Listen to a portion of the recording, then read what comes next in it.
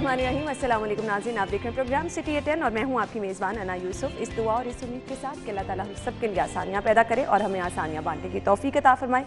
आज के शो का आगाज़ कर लेते हैं और आगाज़ में कुछ बात होगी लॉकडाउन जो शहर में होने जा रहा है और इसके साथ साथ मौजूदा कोविड की सूरत हाल, शहर की अहम खबरें भी डिस्कस करेंगे। आज के मेहमानों से भी आपको मिलवाएंगे। आगाज़ कर लेते हैं, हमारे पास हैं जी टॉप स्टोरीज। आज की पहली खबर क्या है? पंजाब में 8 मई से मुकम्मल लॉकडाउन लगेगा। पब्लिक ट्रांसपोर्ट और सियाहती मकामात बंद रहेंगे।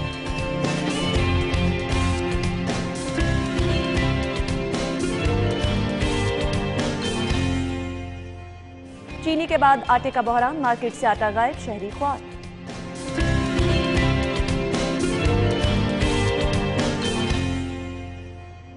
सस्ते घरों की तामीर का मंसूबा, शहर के 700 अफराद को सस्ते घर मिलेंगे।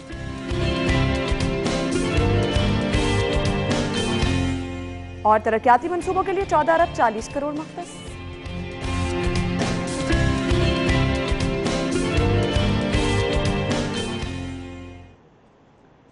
टॉप स्टोरीज आप जान चुके हैं, डिटेल में डिस्कस करते हैं। स्टूडियो में हमारे साथ हमारे सीनियर रिपोर्टर और असाइनमेंट एडिटर आमिर रजा खान साहब मौजूद हैं। अस्सलाम वालेकुम आमिर भाई, क्या हाल चाल है? अल्लाह करम, शुक्र अल्हम्दुलिल्लाह। आमिर भाई, लॉकडाउन लगने जा रहा है, शॉपिंग हो गई आपकी? नहीं। क्यों? अब आप सही इस पर हफ्ता इतवार पहले ही लॉकडाउन होता है। इतवार संडे को मेरी छुट्टी होती है और आम दिनों में सुबह 9 बजे दफ्तर आना होता है और शाम में अफ्तारी के वक्त वापस आता हूँ, तो 6 बजे मार्केट्स बंद हो जाती हैं। और भाभी और आमना की तो कल झगड़ा हो गया इसी बात पे। और मतलब वो इस तरह से तो नहीं, लेकिन ये था कि कोई टाइम शॉपिंग के लिए, तो आज कोशिश करूंगा कि शायद कल को 2-4 घंटे मिले, तो कल उनको करवा दूंगा। आज अच्छा, आपने भी कल का टाइम ही रखा है शॉपिंग के लिए? क्या और करें, मेरी कल तो अगर लॉकडाउन हो जाता है तो आपको तो पता है बाजारों में रश कितना हो जाएगा। अच्छा, कल नहीं होगा, 8 को है, हफ्ते को। कल का दिन है ना सिर्फ? हाँ, कल फ्राइडे है, कल का दिन है। हाँ, तो कल सुबह में करवा लूंगा ना।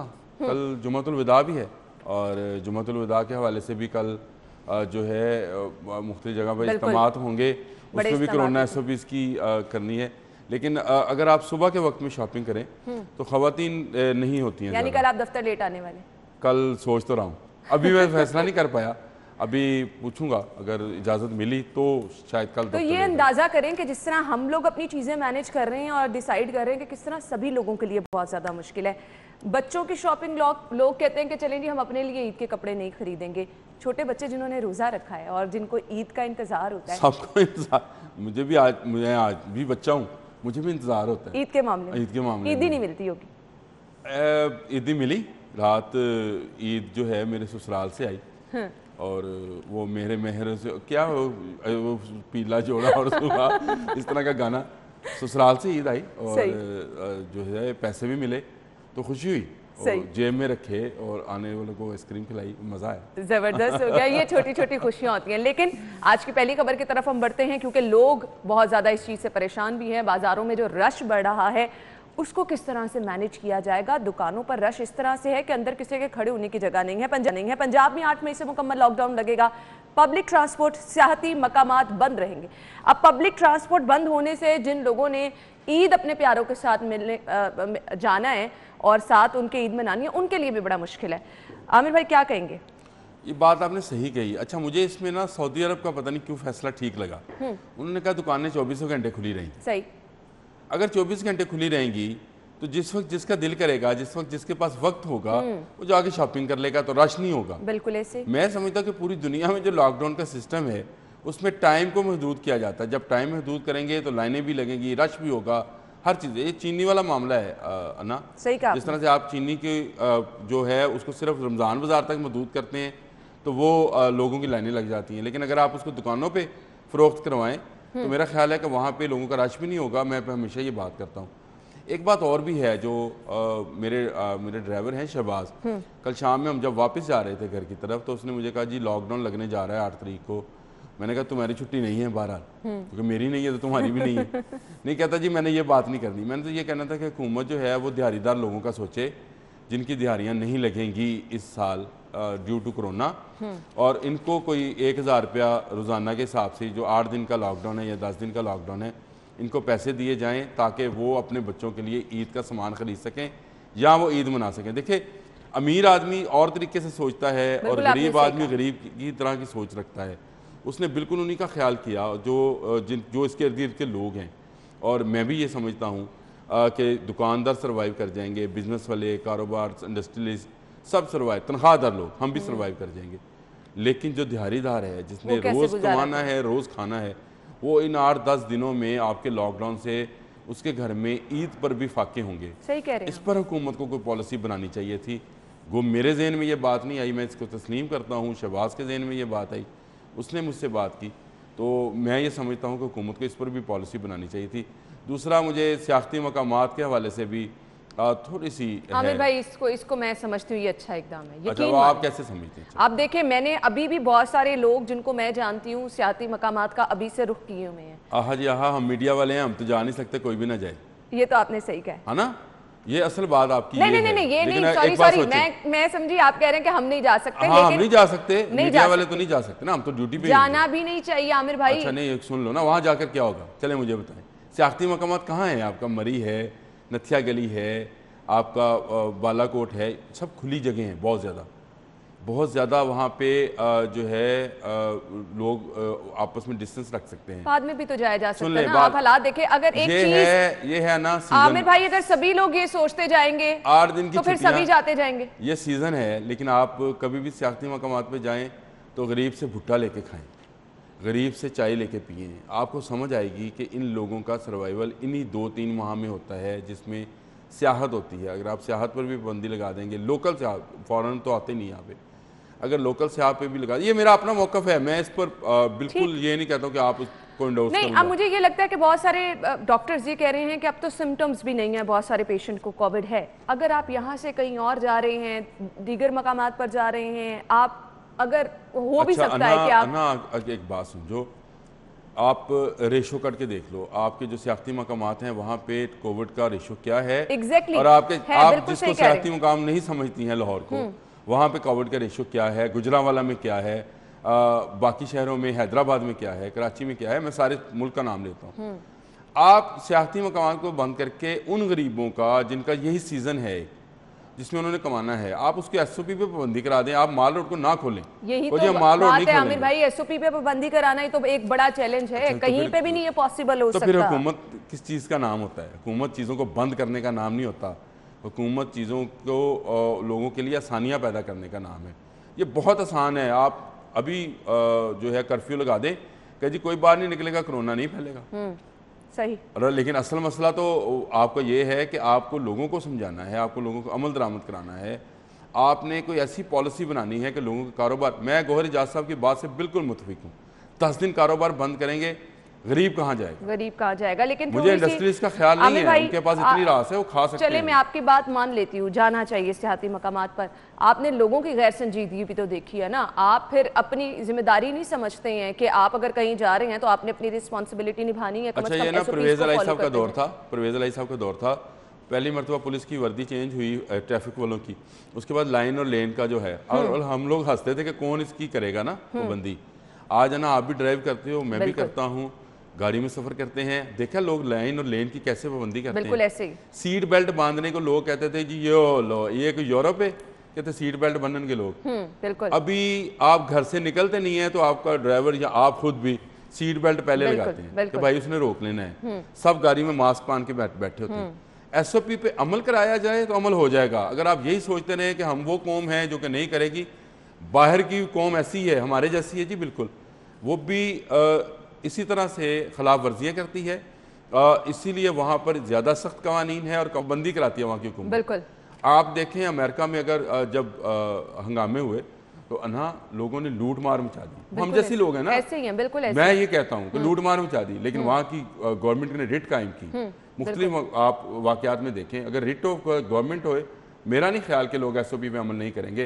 अगर हम लाइन लेन की पाबंदी करना सीख सकते हैं, बेल्ट लगाना तो हम सब कुछ सीख सकते हैं। इस पे सिर्फ आगे बढ़कर आपको पाबंदी जो है वो यकीनी बनानी है। फ्लैग मार्च से निकलना पड़ेगा। सही कहा आपने। 8 मई से मुकम्मल लॉकडाउन जो होने जा रहा है, अब इस पर इम्प्लीमेंट कराना भी एक बहुत बड़ा चैलेंज है। चलेंगे तो आने वाला टाइम ही बताएगा। फिलहाल ब्रेक लेते हैं, जब वापस आएंगे तो कुछ बात करनी है। चीनी के बाद आटा भी गायब होना शुरू हो गया है, इस पर बात करेंगे, हमारे साथ ही रहिएगा।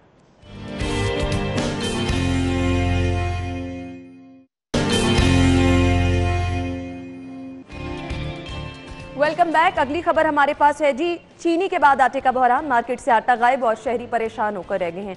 कुछ रमज़ान बाजार के मनाजिर अपने नाजरीन के साथ हम हर रोज़ शेयर करते रहते हैं। अब महंगाई इस कदर ज़्यादा बढ़ चुकी है कि लोग कोशिश ये कर रहे हैं कि जल्दी जल्दी चीज़ों की ख़रीदारी कर लें ताकि ईद है, रमज़ान के जो रोज़े बाकी रह गए हैं वो भी अच्छे गुजार सके। लोग परेशान। देखिए, ये न्याज़ी राज की बरकतें हैं। मैं ये कहूँगा, अब इस पर कोई माइंड करता है कर ले, कि जब से इमरान खान साहब आए हैं और जिस माफिया का वो जिक्र करते हैं वही माफिया मजबूत होता है। गन्ने की क्रशिंग के सीज़न में चीनी गायब है और आटे जब गंदम उतर रही है तो आटा गायब है। मुझे आप ये बताएं, कभी किसी ने सोचा था कि पंजाब में गंदम उतर रही हो तो यहाँ पे लोग जो है काम करने वालों को गंदम तोहफे में देते थे? मुझे याद है हम छोटे थे तो वाला साहब कहते थे यार मौलवी साहब का कर दे 12 मन देनी होंगी इन्होंने। अच्छा, वो 12 मन हमें नहीं समझ आती थी, 12 मन सोनी 12 मन खारी, यानी एक फसल जो आपकी गर्मियों वाली है और एक फसल सर्दियों वाली, उसमें से 12-12 मन हिस्सा मौलवी साहब का, हजाम का, काम करने वालों का, उनका निकाला करते थे। और हम बैठ के देखा करते थे, कहने मुफ्त इन्होंने दे रहे हैं, वो कहते यार सारा साल साड़ी खिदमत कर देने। उस दौर में जब जिम्मेदार जो था इस तरह बांटा करता था, आज आटे को लोग लाइनें लगाएंगे, आटा मिल नहीं रहा है, महंगा है। मुझे बताएं, मैं इसको न्याज़ी राज की बरकतें कहूँ या ना कहूँ, क्योंकि तुम्हें बताइए न्याज़ी राज की बरकतें है क्या? क्या है? हर तरफ ही नजर मैं आपको बताता हूं, लेकिन आप बता दें। हमारे 68 से पहले हमारे अदारों में जो किताबें पढ़ाई जाती थी उसमें एक मजमून हुआ करता था, अंग्रेजी राज की बरकतें जिसमें ये बताया जाता था, से रिलेट कर दिया, जिसमें ये बताया जाता था कि अंग्रेज ने यहाँ पे कौन कौन सा काम किया, और वो उसमें ये नहीं बताया जाता कि उसने हमसे क्या कुछ छीन लिया, कितने ख़जाने यहाँ से लेके वो यूरोप चला गया, कितने लोगों की मेहनत, कितने लोगों की इस्मतें, कितने लोगों की जानें लेकर वो अंग्रेज़ चला गया। ये बताने के बजाय ये बताया जाता था अंग्रेज़ी राज की बरकतें। तो मैं ये कहता हूँ न्याज़ी राज की बरकतें, कि बरकतें हैं कि चीनी क्रशिंग से सीज़न में चीनी गायब है और गंदम के सीज़न में आटा गायब है। तो इसको ये ना कहें तो और क्या कहें? मुझे बिल्कुल आप सही कह रहे हैं। और उसके बाद ये आटा और चीनी से अगर हम बाहर थोड़ा सा निकलें, आप सब्जियां देख लें, आप दालें देख लें, लोग खरीद नहीं सकते। देखिए, ये तो कुव्वत खरीद है, वो चले कम हुई। मैं ये समझता हूँ कि मईशत के ऊपर बहुत बड़ा बोझ है। कल तो वफाकी वज़ीर ने भी तस्लीम कर लिया कि हमने गलत फैसले किए, सख्त शराइत जो है मान ली IMF की, उसकी वजह से हुआ और मज़ीद जो है वो सख्ती करने जा रहे हैं। लेकिन ये इस तरह से अशिया खुरोनोश का गायब होना जो है ये किसकी निशानी? अच्छा, लॉकडाउन लग जाएगा, ठीक है, सब्जी फरोशों ने सब्जियां मजीद महंगी कर देनी है। ईद के 3 दिन जिस किसी ने भी सब्जी खरीदनी है उसको लग बता जाना है। आमिर भाई बिल्कुल सही कह रही हैं आप। 3 दिन क्या, अगले हफ्ते आप पूरा हफ्ता ले जाएंगे जी इसपे। बिल्कुल। और आपकी ट्रांसपोर्ट बंद है, पब्लिक ट्रांसपोर्ट बंद है। फिर मेरा ख्याल है ईद की छुट्टियों में मंडी भी 2 दिन बंद रहती है। बिल्कुल ख्याल नहीं, मेरा ख्याल है यकीनन बंद रहती है। बिल्कुल ऐसे ही है उन 2 दिनों में। तो सब्जी वालों की तो मौज हो जानी, सब्जी वालों की, दाल वालों की, और गरीब आदमी ने खाना यही होता है, यही खाना है। मुर्गी पहले ही आपके कंट्रोल में नहीं है, जिसको आप कल भी बयान दे रहे थे कि हम इसको कंट्रोल करेंगे। वो व्हाट्सएप माफिया है। तो कौन सा माफिया? 3 साल हो गया आप लोगों को, आप अभी तक एक माफिया को पकड़ नहीं सके हैं। जिस पर हाथ डालते हैं वो कहता है अच्छा मैं तेरी हुकूमत उल्टा के दिखाना। बिल्कुल ऐसे ही। आप कौन से माफिया को पकड़ेंगे? किस माफिया की बात करते हैं? कहाँ है माफिया? आप खुद एक माफिया बनते चले जा रहे हैं लोगों की नज़रों में। और ये इंतखाबात के जो नताइज आते हैं ये इस बात का सबूत होता है कि आपकी जो लोगों में हमायत थी, जो आपकी पॉपुलैरिटी थी, वो कम हो रही है। तो जनाब वज़ीर आज़म, जनाब वज़ीर आला पंजाब, आप लोगों को ये सोचना है कि आपने पब्लिक में कैसे पॉपुलर होना है। अब तो 1 साल ये निकलेगा तो अगला साल इलेक्शन का साल होएगा।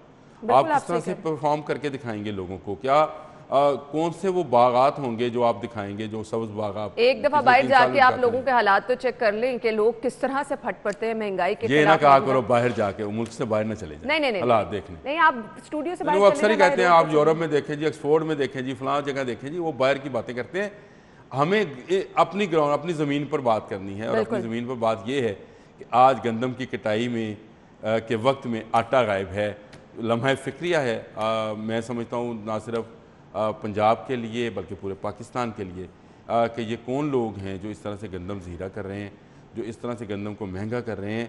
और कोई हुकूमती ये वही रेट लोग हमें हैं नजर नहीं जो कि आता। माफिया का बार बार जिक्र करते थे और आज खुद माफिया के सर पे बैठे हैं या खुद माफिया हैं। खैर, सस्ती चीनी रमजान बाजार में मिल रही है आमिर भाई, लाइनों पे लाइनें लगी हैं। हर रोज हमारे डिफरेंट प्रोग्राम्स जो हैं उसमें हम ये चीज कवर भी कर रहे हैं।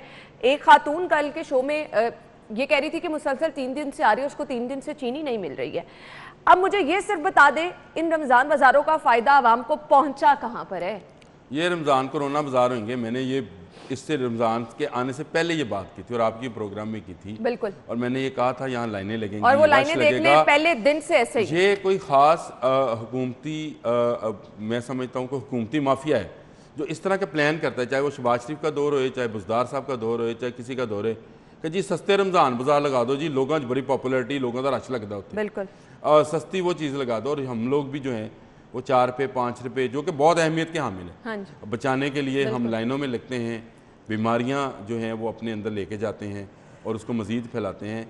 हुकूमती रेट ये होती है अना के बाज़ारों में आम दुकानों के ऊपर, आम ग्रोसरी स्टोर्स के ऊपर आपको उसी रेट में चीज़ मिले जो आप रेट निकालते हैं। बिल्कुल। आप आज मैं मुल्तान रोड के रमज़ान आने से पहले गया था ग्रोसरी ख़रीदने के लिए, तो मुल्तान रोड के एक स्टोर पे मुझे 104 रुपये में चीनी मिली थी, जिस वक्त गवर्नमेंट का रेट 85 रुपये था। मुझे बताएं वो 104 रुपये में क्या, मुझे आसानी से मिल गई, सही। मैंने ले भी ली आसानी से। फिर आपके पास और कोई जी ऑप्शन नहीं मेरे होती पास ना? कोई ऑप्शन नहीं था, मैंने ले ली, मैंने कहा जी दे दो मुझे 5 किलो चीनी, उसने दे दी 104 रुपये के रेट के ऊपर।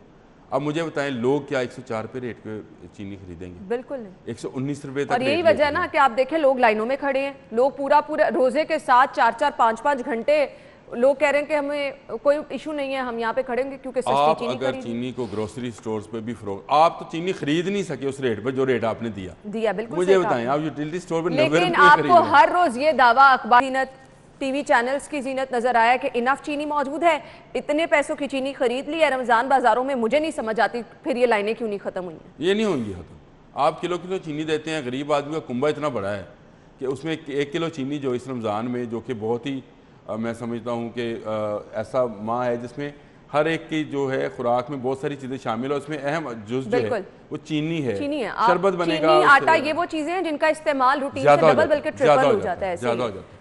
तो इसीलिए मैं समझता हूँ ये दावे, ये हुकूमती प्रेस कॉन्फ्रेंसेस और ये जो प्रेस रिलीजेज हैं, ये इसका दौर नहीं है। आमिर भाई ने कहा है कि ये सस्ती नहीं होगी और हमें पूरे रमज़ान से हम दिखा भी रहे हैं। आगे अल्लाह ताला खैर करे, जितने रोज़े रह गए हैं ये लाइनें इसी तरह से रहेंगी तो हम हर रोज़ ये चीज़ें डिस्कस करते ही रहेंगे कि किस तरह से रश है और किस तरह से वो जो दावे किए जा रहे हैं उनकी हकीकत नज़र आ रही है। अब हमने बात करनी है सस्ते घरों की तामीर के मंसूबे की। ये सस्ते घर 700 अफराद को मिलेंगे, कब मिलेंगे, कब से इन पर काम शुरू होगा? ख्वाब तो बड़े ज़बरदस्त दिखाए जाते हैं। इस पर बात करते हैं ब्रेक के बाद।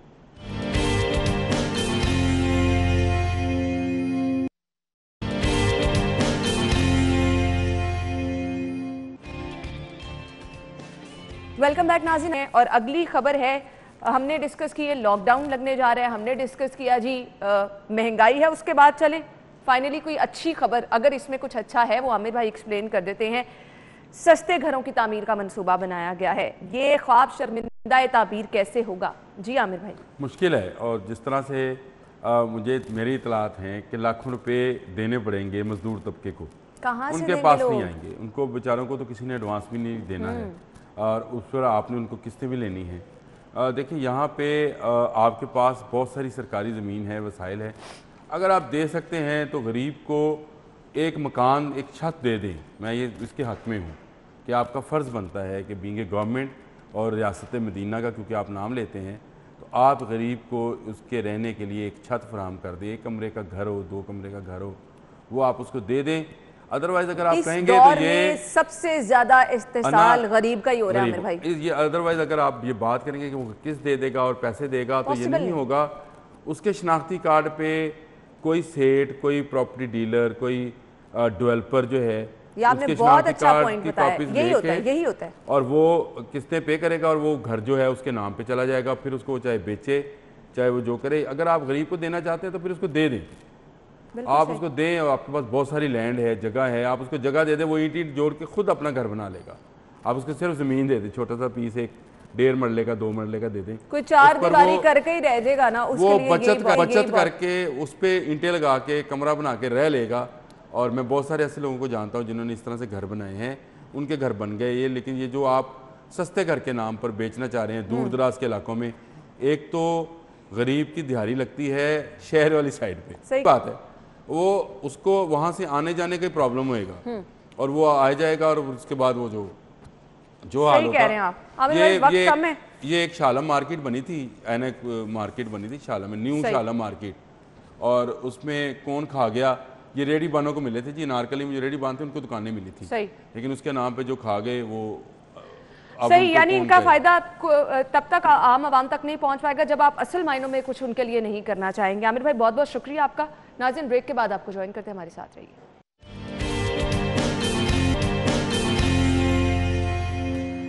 प्रोग्राम में आपको एक बार फिर से खुश आमदीद कहेंगे। प्रोग्राम के इस हिस्से में हम मुलाकात कराने वाले हैं आपके अपने उस मेहमान से जिन्होंने जो मेरे ख्याल से इस दौर में मुश्किल वक्त में सबसे बड़ा काम ये है कि आप किसी की कफ़ालत कर रहे हैं, आप किसी यतीम बच्चे को सहारा दे रहे हैं और उनका ख्याल रख रहे हैं, और फिर किसी एक नहीं, आपने पूरा इदारा ऐसा बनाया, दिन रात मेहनत की, और वहाँ पर ना जाने कितने ही लोगों के लिए, कितने ही यतीम बच्चे बच्चियों के लिए ना सिर्फ उनकी कफ़ालत की जाती है बल्कि रहने सहने का बेहतरीन इंतज़ाम, उनकी तालीम, उनकी शादियाँ, तमाम तर जिम्मेदारी निभाई जाती है। SOS विलेज की मैं बात कर रही हूँ, आप लोग बहुत अच्छी तरह वाकिफ़ भी हैं, अक्सर हम SOS विलेज की खिदमात आपके साथ डिस्कस भी करते रहते हैं। हमारे साथ हमारी मेहमान मौजूद है अलमास भट्ट साहिबा जो कि डायरेक्टर हैं SOS विलेज, उन्हें खुश आमदीद कहेंगे। अस्सलाम वालेकुम। वालेकुम सलाम जी, थैंक यू वेरी मच, बहुत बहुत शुक्रिया आपके वक्त के लिए भी। सबसे पहले तो ये बताइएगा, हम सभी लोग जानते हैं कि SOS विलेज किस तरह से अपने खिदमात सर अंजाम दे रहा है, कुछ कोविड की वजह से मुश्किलात हुई? बिल्कुल हुई जी, इसलिए कि हर रमज़ान में एक तो ये है कि लोग बहुत आया करते थे, इफ्तारीज अरेंज करते थे बच्चों के लिए, और स्पेशल गिफ्ट्स लेकर आते हैं। बिल्कुल गिफ्ट्स लेके आते हैं, गुडी बैग्स लेके आते हैं, तो जो देने वाला होता है उसको अच्छा लगता है कि वो बच्चों को डायरेक्टली उनके साथ इंटरेक्ट कर सके, उनको दे सके। तो वो बड़े डिसअपॉइंटेड हैं कि वो हम बच्चों के साथ इस वक्त कोविड की वजह से पिछले साल से ही हम बच्चों के साथ इंटरेक्शन नहीं होने दे रहे हैं। इंतजार भी हमेशा की तरह रहता होगा कि हाँ, तो लेकिन हम कहते हैं कि जी देखें आप डिलीवर कर दें, हम बच्चों को डिस्ट्रीब्यूट खुद कर देंगे, लेकिन बच्चों का किसी आउटसाइडर के साथ, किसी विजिटर के साथ इंटरेक्शन जो है वो नहीं हो रहा। सही, एक तो ये बात है, और दूसरा बच्चे भी डिसअपॉइंटेड हैं बाहर ना जाने की वजह से कि हम अलाउ नहीं कर रहे। बच्चों को बाहर जाने भी नहीं दिया जा रहा? नहीं जाने दिया जा रहा, क्योंकि देखें बाहर इतना रश होता है, उसमें अब ये बच्चे छोटे हैं, उनकी शॉपिंग के लिए अब हम खुद ही कर रहे हैं, अरेंज लेके आ रहे हैं चीज़ें, और ये और उनको नहीं बाहर जाने दे रहे। सही। तो बच्चे ज़रा थोड़े डेस्परेट हुए हुए, लेकिन अपने तौर पर अपने घरों में उनकी हर चीज़ हो रही है, इफ्तार पार्टीज़ भी हो रही हैं, आपस में हर चीज़ की तैयारी कर रहे हैं बच्चे, वो तो हो रहा है। क्योंकि आपने देखा है कि SOS विलेज में होता है कि छोटे छोटे घर साथ साथ होते हैं, बिल्कुल ऐसे ही। तो वो ये है कि अपने दाएं वाले बाएं वाले को इफ्तार पे बुलाते हैं, हर घर इनवाइट करता है। सही। और वो भी ये है कि हम कहते हैं कि बड़े तैयार होके किसी के घर जाओ, तो हालांकि घर साथ होता है 4 कदम पे, लेकिन सब बड़े ड्रेसअप होके इफ्तारी के लिए जाते हैं। सही, यानी छोटी छोटी खुशियाँ जो हैं वो तकसीम करने का सिलसिला अभी भी जारी है, ऑल्दो बाहर नहीं जा सकते लेकिन आपस में खुशियाँ बांटने का सिलसिला जारी है। मुझे अलमास साहिबा ये बताइएगा, जिस तरह से बहुत सारे लोग रमज़ान में भी आते होंगे, मुखैर हजरात हेल्प करते होंगे, क्या ये सिलसिला इसी तरह से जारी है? अल्हम्दुलिल्लाह काफ़ी हद तक उसी तरह है कि जी लोग आ रहे हैं बच्चों के लिए, इफ्तार का सामान भेज रहे हैं या वैसे राशन भेज रहे हैं और ये कर रहे हैं, चीज़ें भेज रहे हैं।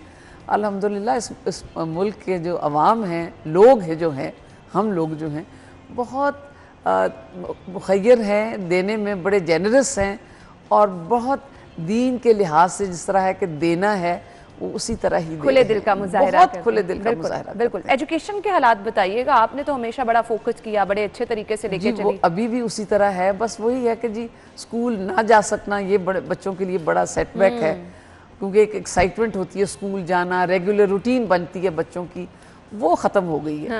लेकिन उसके अलावा ये है कि ऑनलाइन क्लासेस जो हैं वो रेगुलर हो रही हैं हमारी। ये तो आपके लिए एक चैलेंज होगा, दोबारा से एक नया सेटअप करना पड़ रहा है, और उसमें हमारी जो कॉलेज गर्ल्स हैं, यूनिवर्सिटी गर्ल्स हैं, they are being very helpful कि वो जो छोटी बच्चों की जो क्लासेस है ना वो लेती हैं। सही। तो एक तरह से ये होता है, हम बच्चों को ये भी सिखाते हैं कि एक हाथ से लेते हो तो दूसरे हाथ से देना भी सीखो। बिल्कुल। और वो ये है कि वो बच्चों को हेल्प करती हैं, और वैसे कॉलेज यूनिवर्सिटी वाली उनकी तो ऑनलाइन क्लासेस हो ही रही हैं। सही। तो पढ़ाई बाकायदा जारी है, ट्यूशन भी हो रही है, कि जी आपस में ही उनका सारा सिलसिला जारी है।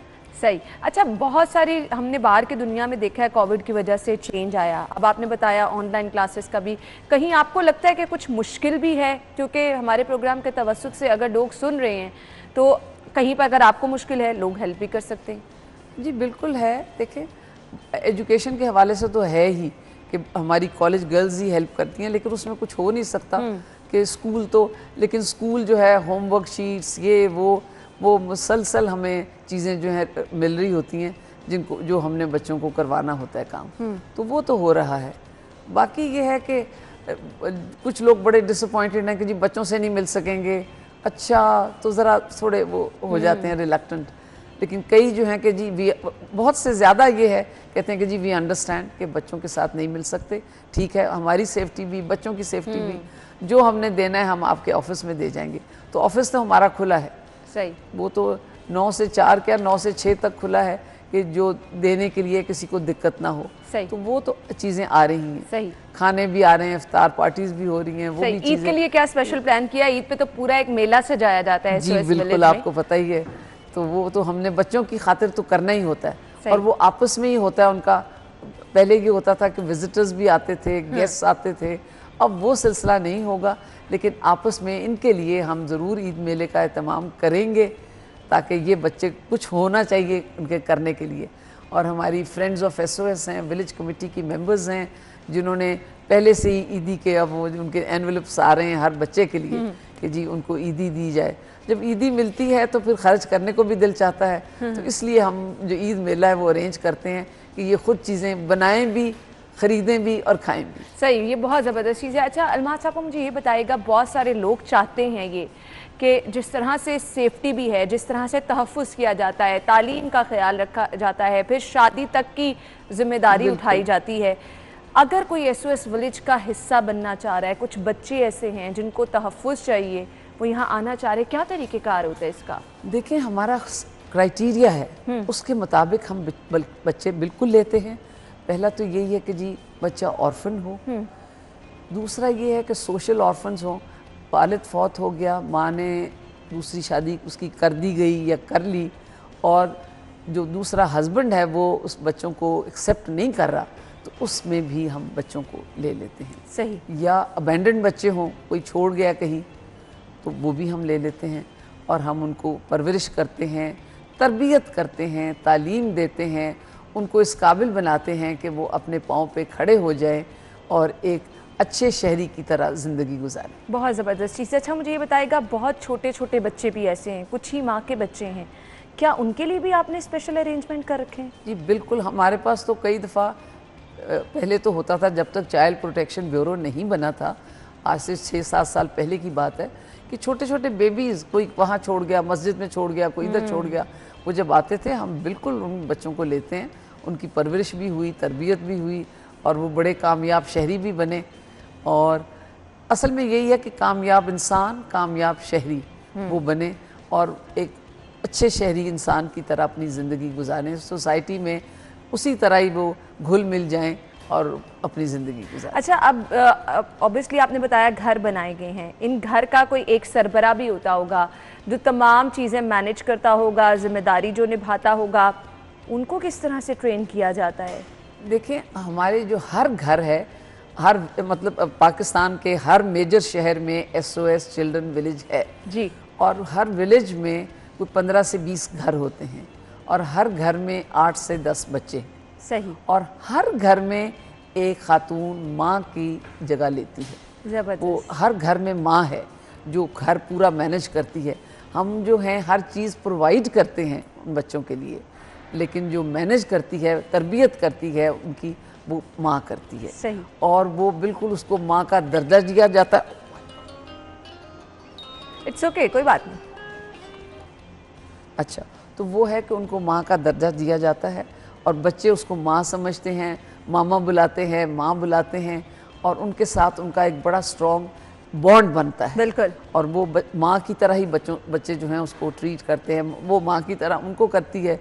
हर चीज़ पे रोकना, टोकना, प्यार करना, मोहब्बत देना, उनकी हर चीज़ का ख्याल रखना, उनकी सेहत का, उनका ये हर चीज़ का वो ख्याल करती है। सही, सही। और ये है कि SOS में हर बच्चा जो है उसकी कफालत कोई बाहर करता है, सही, रिस्पॉन्सिबिलिटी कोई ना कोई उठा लेता है। कफालत करते हैं और उसकी वो है कि 10,000 पर मंथ है। अब इसी ज़माने में बहुत कम भी होती थी, उस वक़्त उन हालात में वो मैनेज होता था। अब ये हम करने की कोशिश करते हैं और हमारे जो जितने बच्चे हैं उनकी कफालत के लिए ये मैं इस फोरम पे कहना चाहूँगी कि देखें, कफालत करने के लिए तो हमें ज़रूरत पड़ती है कि लोग आएँ हमारे पास और कफालत करें, और हो भी रहा है और हम कर भी रहे हैं। सही, ये बहुत अच्छे इकदाम हैं जो कि SOS विलेज की जानिब से उठाए जा रहे हैं। अच्छा, बहुत सारी इश्यूज भी आ जाते हैं, कभी कोई बच्चा बीमार हो जाए, किसी की तबीयत नासाज है, दिन रात बहुत सारी चीज़ों का आपको ख्याल रखना पड़ता है, कैसे मैनेज करते हैं? देखिए, अब जिस तरह एक घर है, आप सबने कि एक घर में बच्चे हैं, माँ है, तो वो देखती है कि अगर बच्चे की तबीयत ख़राब है, उसको डॉक्टर पे ले जाना है। हमारे हर विलेज में डिस्पेंसरी अपनी होती है, सही, वहाँ नर्स मौजूद होती है, वहाँ वीकली डॉक्टर का विज़िट होता है, और फिर इसके अलावा खुदा न खास्ता कोई ज़्यादा बीमार हो तो हॉस्पिटल्स में हम जाते हैं उनको लेके। और उसी तरह जिस तरह कोई भी माँ जिस तरह बच्चे की केयर करती है, घर का माहौल है, बिल्कुल वो माहौल बनाने की उसी तरह ही इन बच्चों की ज़िंदगी में कमी मोहब्बत और शफकत की होती है, तवज्जो की होती है, वो हम पूरी कोशिश करते हैं कि वो उनको मुहैया की जाए। अभी SOS विलेज जो है, इसमें जो विलेजेस हैं हमारे, उसमें तो होता है कि जी घर हैं, बच्चे हैं, माँ है, ये तरीका है, और वो बच्चे ऑर्फन्स हैं। अब हमने नए जो है शेल्टर होम्स बनाए हैं। सही, शेल्टर होम में ये है कि वो जो है सिंगल वर्किंग वुमेन जो हैं उनके बच्चे हैं। सही, और उनको हम रखते हैं, उनको भी एजुकेट किया जा रहा है, कर रहे हैं। हम नए 2 लाहौर में 2 हो गए इस वक्त, कराची में है, मुल्तान में है। तो ये हम देख रहे हैं कि वो ख़वातीन जो किसी फैक्ट्री में काम करती है, किसी घर में मेड है, कहीं कोई काम करती है, और बच्चे 3-4 हैं और उनकी देखभाल करने वाला कोई नहीं है, तो वो जिम्मेदारी हम लेते हैं। बहुत ज़बरदस्त इकदाम ये SOS चिल्ड्रन विलेज की जानिब से उठाए गए हैं, और फिर जिस तरह से यहाँ पर माहौल है, जिन लोगों ने विजिट किया वो तो अच्छी तरह से जानते हैं कि किस तरह बच्चों की यहाँ पर तहफ़्फ़ुज़ को यकीनी बनाया जाता है। अलमास साहिबा, बहुत बहुत शुक्रिया आपके वक्त के लिए, और हम दुआ गो हैं, गुड लक कहना चाहूँगी कि आप जो इतना ज़बरदस्त काम कर रही हैं, इसके लिए मज़ीद अल्लाह ताला आपके लिए आसानियाँ पैदा करे। बहुत बहुत शुक्रिया आपके वक्त के लिए। ब्रेक के बाद आपको ज्वाइन करते हैं, हमारे साथ रहिए।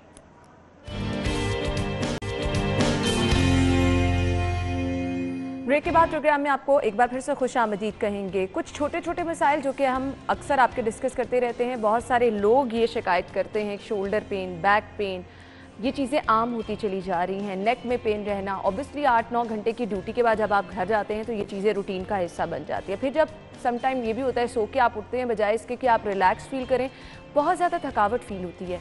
तो इसकी रीज़न क्या है? क्या हमारा सोने का तरीक़ेकार ठीक नहीं होता, सिटिंग पोस्चर ठीक नहीं होता? किस तरह से परफेक्ट आपका सिटिंग का तरीक़ेकार हो सकता है? सोना है तो आपने किस तरह से, किस पोजीशन में सोना है, ये हम डिस्कस करने वाले हैं। हमारे साथ स्टूडियो में हमारी मेहमान मौजूद है। तारुफ में आपके साथ कराना चाहूँगी, फिजियोथेरेपिस्ट हैं डॉक्टर तहमीना ने भी ज्वाइन किया है। अस्सलाम वालेकुम डॉक्टर। वालेकुम अस्सलाम, कैसी हैं आप? ठीक ठाक, आप कैसे? अल्हम्दुलिल्लाह। अच्छा, मुझे बताइएगा, बहुत सारे लोग जो हैं वो यंग एज में ये शिकायतें करते हैं कि अगर ऑफिस से गए हैं घर, बैक में पेन है, शोल्डर में पेन है, नेक में पेन है। 8-9 घंटे की ड्यूटी जो लोग कर रहे हैं, अब हमारे ऑफिस में बहुत सारे लोग सुबह से सीट्स पे बैठ के काम कर रहे हैं, तो क्या ये सिटिंग पोस्चर ही होता है जिसकी वजह से आप बहुत ज़्यादा लेजी भी फील करते हैं, थकावट भी फील करते हैं? बिल्कुल, 80 to 90% आपका पोस्चर पे आप डिपेंड कर रही होती हैं बहुत सी चीज़ें, कि आपकी बॉडी कितनी जल्दी लेथार्जिक हो जाएगी, आपकी मसल्स कितनी जल्दी स्ट्रेन के अंडर आ जाएंगे।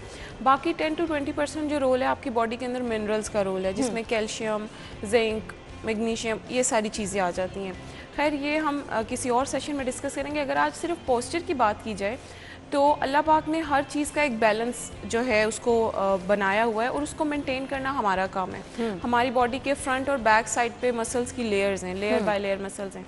फॉर एग्जांपल, हम बहुत स्टूप होके बैठते हैं तो हमारे फ्रंट के मसल्स जो हैं वो ज़्यादा कॉन्ट्रैक्ट रहते हैं, और बैक के अगर अब आपने सिस्टम पे काम करना है, थोड़ा सा स्टूप होके बैठेंगे और फॉरवर्ड हेड के साथ बैठेंगे, उससे क्या होगा कि अल्टीमेटली एक तो हमारे नेक के मसल्स का बैलेंस डिस्टर्ब हो जाएगा, हमारे आप कह सकते हैं कि पूरी स्पाइन के मसल्स का बैलेंस डिस्टर्ब हो जाएगा और अल्टीमेटली हमें पेन स्टार्ट हो जाएगी। जाहिर है एक मसल ने जिसका काम है कि उसने फॉर एग्जांपल 80 डिग्री पे काम करना है और आप उसे 120 130 पे लेके जा रहे हो तो वो तो स्ट्रेन के अंडर आएगा ना। बिल्कुल।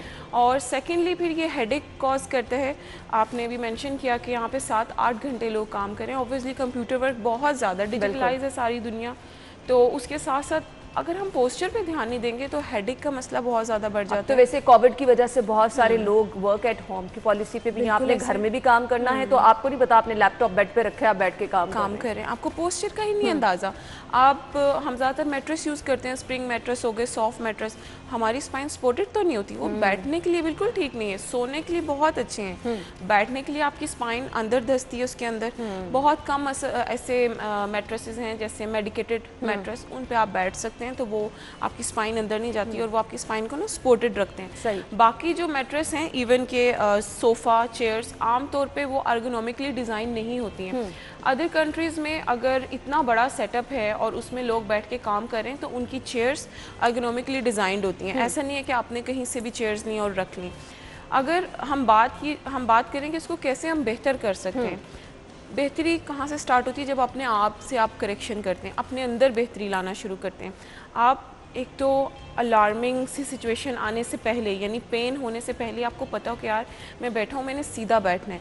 सीधा बैठने से क्या मुराद है कि आपकी स्पाइन बिल्कुल सीधी हो। ऐसा नहीं है कि आप इस तरफ ले हो रहे हैं या इस तरफ हो रहे हैं, बिल्कुल स्ट्रेट। और ऐसा भी ना हो कि आप फॉरवर्ड या बैकवर्ड हो रहे हैं। कुछ लोग की आदत है ऐसे बैठने की, बिल्कुल, उनकी भी फिर बैक में आहिस्ता आहिस्ता पेन स्टार्ट हो जाता है। जो बहुत आगे होके बैठते हैं उनकी नेक में, और ये सारा एक पूरा सब्जेक्ट है जिसको अब एक्सप्लेन नहीं किया जा सकता, लेकिन शॉर्ट वर्ड्स में सिर्फ ये कहा जा सकता है कि मसल्स का बैलेंस मेंटेन करना बहुत ज़रूरी है। सही।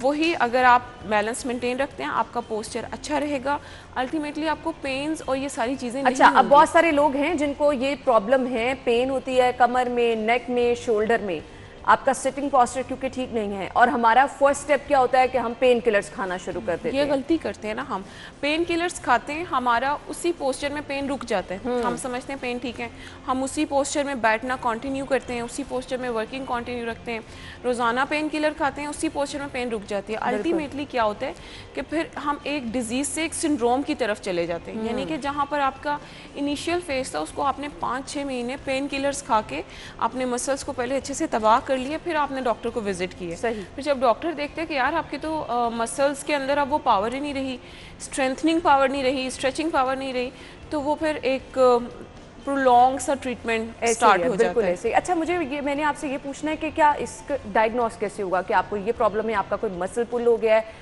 आपको क्या इसका एक्सरे कराना पड़ता है? नहीं, मसल्स के लिए एक्सरे नहीं है, एक्सरे आपकी बोन्स के लिए होते हैं, और एज सच मसल्स के लिए आप MRI वगैरह की तरफ जाते हैं। ठीक है, MRI CT स्कैन है, और सबसे ज़्यादा जिस पे आप रिलाई करते हैं वो MRI है, लेकिन वो मसल की टीयर और इस फॉर्म में होता है। पोस्चर असेसमेंट के लिए हमारे स्केल्स डिज़ाइन किए हुए हैं, अब उसमें आप पेशेंट को खड़ा करते हैं और वो स्केल आपको बताता है कि पेशेंट की नेक किस पोस्चर में है, पेशेंट की स्पाइन किस पोस्चर में है, हिप जॉइंट किस पोस्चर में है, एल्बोज किस पोस्चर में, ये सारी चीज़ें आपको वो स्केल से आप अंदाज़ा लगाते हैं। ठीक है, ग्रिड नुमा स्केल होता है, छोटे छोटे इंचेस में वो डिवाइड हुआ होता है। नॉर्मली अलाइंड होना चाहिए, आपकी हेड टू स्पाइन बिल्कुल स्ट्रेट हो, फिर आपके जो दोनों तरफ के जॉइंट हैं, अच्छा, इन प्रॉब्लम्स का हल फिजियोथेरेपी से कैसे मुमकिन है? मुझे ब्रेक की तरफ जाना है, जब वापस आएंगे तो इस पे हम बात करते हैं क्या मेडिसिन का इस्तेमाल साथ चलता है या बगैर मेडिसिन के फिजियोथेरेपी से रिकवर हो सकते हैं। आप इससे बात करते हैं ब्रेक के बाद।